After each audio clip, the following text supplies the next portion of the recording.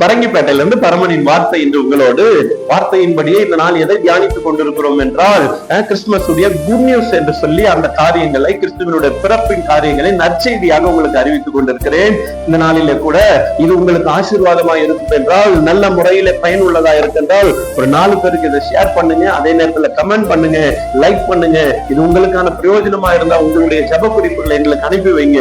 உங்களுக்காக நாங்கள் தொடர்ந்து ஜெபிக்கிறோம். வார்த்தை சொல்லுகிறது, ஏசாயா 9ஆம் அதிகாரம் 6ஆம் வசனம் சொல்கிறது, நமக்கு ஒரு பாலகன் பிறந்தார், நமக்கு ஒரு குமாரன் கொடுக்கப்பட்டார், கர்த்தத்துவம் அவர் தோளின் மேல் இருக்கும், அவர் நாமம் அதிசயமானவர், ஆலோசனை கர்த்தா, வல்லமையுள்ள தேவன், நித்திய பிதா, சமாதான பிரபு என்னப்படும்.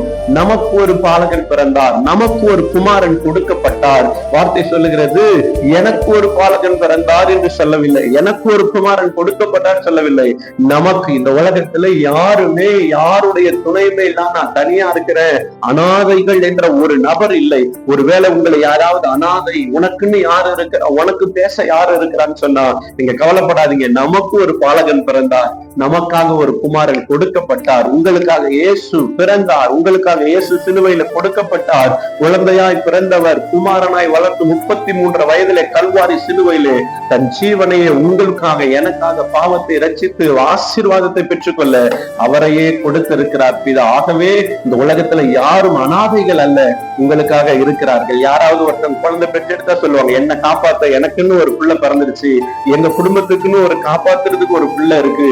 ஆனாலும் வளர்ந்துட்டாலும் பிள்ளைங்க இருந்தாங்க, பெற்றோர் இருக்கிறாங்க, காப்பாற்ற யாரும் இல்ல, எல்லாம் அனாத ஆசிரமத்துல விட்டுறாங்க, கைவிடப்பட்ட நிலைமையில இருக்கிறாங்க, பிள்ளைங்க குழந்தை காப்பத்துல அனுப்புறாங்க. எதுவா இருந்தாலும் கவலைப்படாதீங்க. கேட்டுக்கொண்டிருந்தீங்கன்னா உங்களுக்காக ஒரு பாலகன் பிறந்தார், உங்களுக்காக ஒரு குமாரன் கொடுக்கப்பட்டார். நமக்கு ஒரு பாலகன் பிறந்தார், நமக்கு ஒரு குமாரன் கொடுக்கப்பட்டார். யாரையும் அவர் கைவிட மாட்டார். உங்க எல்லாருக்காக ஆண்டவர் நிச்சயம் கொடுக்கப்பட்ட அவரையே கொடுத்திருக்க மற்ற எல்லாவற்றையும் அருளாதிருப்பது எப்படின்னு வேதம் சொல்லுகிறது. யோவான் 3:16 சொல்லுகிறது, அவரை விசுவாசிக்கிறேன் எவனோ அவன் கெட்டு போகாமல் நித்திய ஜீவனை அடையும்படிக்கு அவரையே தந்தருளி அவரையே கொடுத்திருக்கிறார்.